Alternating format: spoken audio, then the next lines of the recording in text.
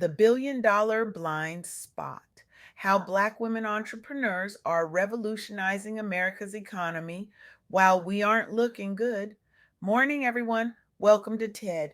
I stand before you today humbled and electrified by a conversation that fundamentally changed how I understand economic opportunity in America. Recently, I had the privilege of interviewing Koko Sims, the visionary force behind the Soft Girl Era podcast. Coco isn't just creating content, she's architecting a movement that's redefining success for Black women entrepreneurs across the nation. Through her platform, she's amplifying voices that have been systematically silenced, creating space for stories that challenge everything we think we know about power, potential, and prosperity in America.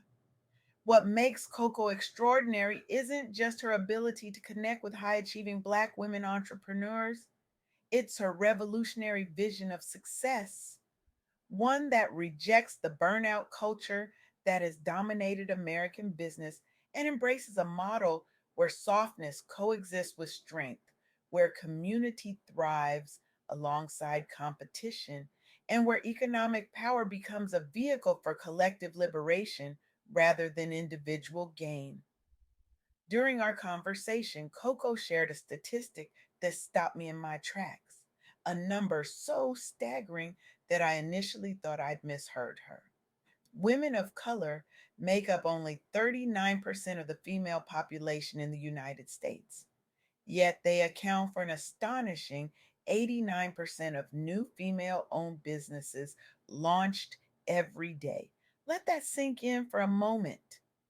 Nearly 9 out of 10 new women owned businesses are being created by women of color. This single data point demolishes the narrative we've been fed about who drives entrepreneurial growth in America. The stories we celebrate, the Silicon Valley wunderkinds, the Ivy League dropouts, the tech bros with their hoodies and venture capital, represent a tiny fraction of the entrepreneurial energy transforming our economy. But here's where the story takes a troubling turn. Despite this remarkable initiative, businesses owned by women of color only account for $422.5 million dollars of the $1.9 trillion dollars generated by female owned companies overall. This stark disparity between representation and economic outcomes reveals a system where Black women entrepreneurs are showing tremendous ambition but facing disproportionate barriers to profitability and growth. What we're witnessing is not a lack of entrepreneurial spirit or business acumen. What we're seeing is a profound disconnect between initiative and opportunity, between potential and support, between merit and reward. As Coco eloquently put it during our interview, Black women aren't waiting for permission to build, they're creating businesses at unprecedented rates despite the system stacked against them. Imagine what would be possible if those systems actually worked for them instead of against them. This is the central question I want to explore with you today. What happens when we remove the artificial constraints on Black women's entrepreneurial potential? And what are we all losing economically, culturally, and socially by maintaining these barriers? Based on my conversation with Coco and the latest data from 2025, I want to share three critical insights that should reshape how we think about entrepreneurship, economic opportunity, and the future of wealth creation in America. First, Black women entrepreneurs are significantly underrepresented in funding opportunities. Women led enterprises receive less than 7% of total private equity and venture capital funding, with Black women entrepreneurs facing even steeper challenges. This funding gap directly impacts business sustainability and growth potential. When we talk about meritocracy in business, We need to acknowledge this fundamental inequity. It's not that Black women entrepreneurs aren't creating viable, innovative businesses, it's that they're being systematically denied the capital to scale those businesses. Second, there's a powerful multiplier effect happening that we cannot afford to ignore. Female entrepreneurs tend to employ more female workers, creating a ripple effect that increases the female labor force participation across the economy. For Black women entrepreneurs specifically, this means their success directly uplifts entire communities.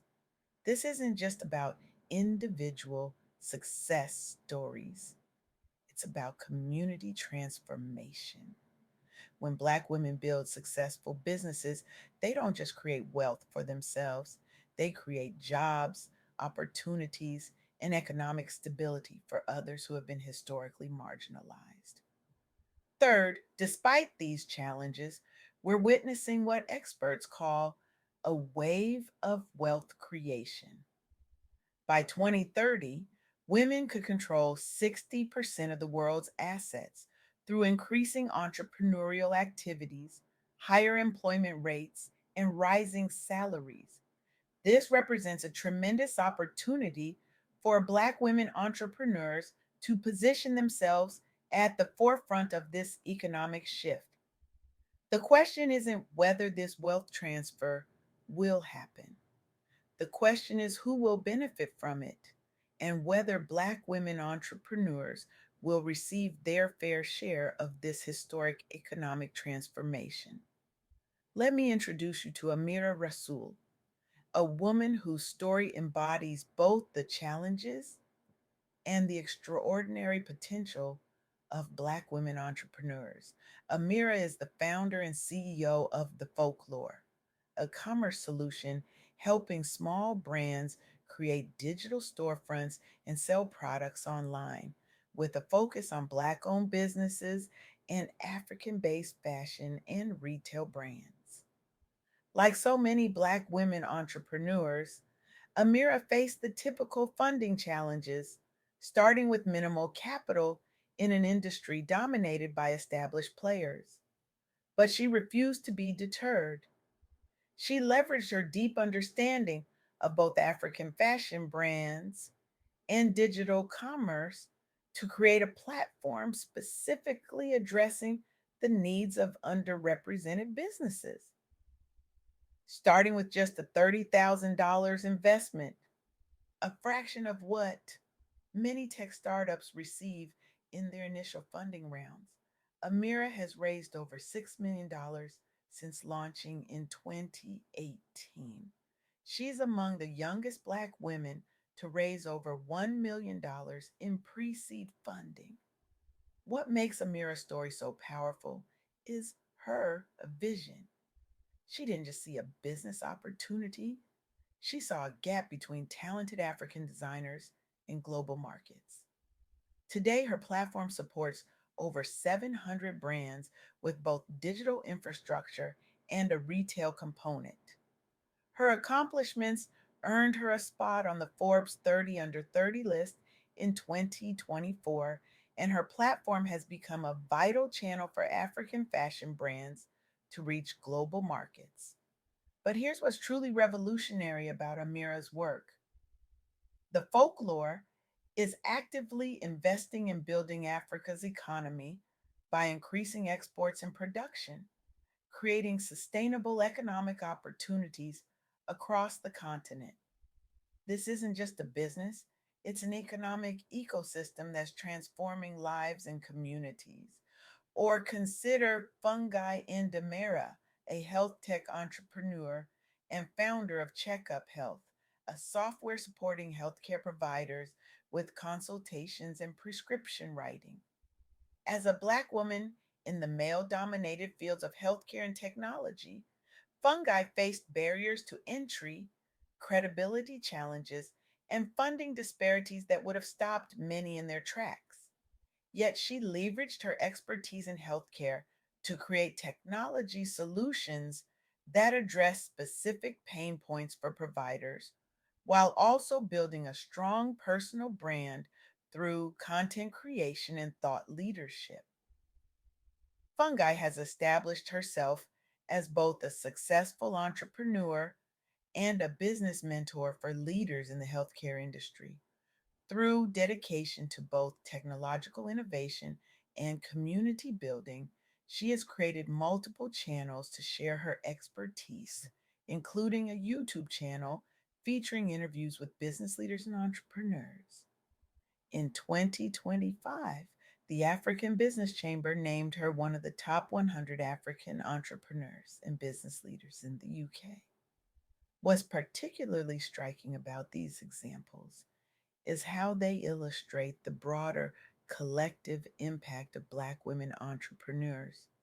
Despite receiving disproportionately less support and facing greater challenges than their counterparts, Black women are creating a significant collective impact. Only 15% of Black women entrepreneurs report making a profit, compared to much higher rates for white entrepreneurs, highlighting significant systemic barriers. Yet, despite these challenges, Black women owned businesses have grown at a remarkable rate of 163% in recent years, demonstrating extraordinary resilience and innovation.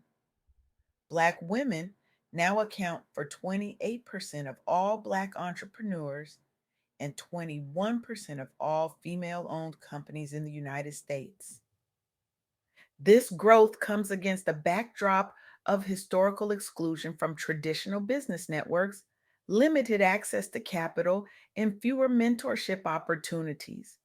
During our interview, Coco shared a powerful affirmation that has stayed with me. When Black women win, everyone wins. Our success isn't just personal, it's communal, it's generational, it's transformational. This isn't just a feel good statement, it's backed by data. When Black women entrepreneurs succeed, they hire more diverse teams. They invest in underserved communities.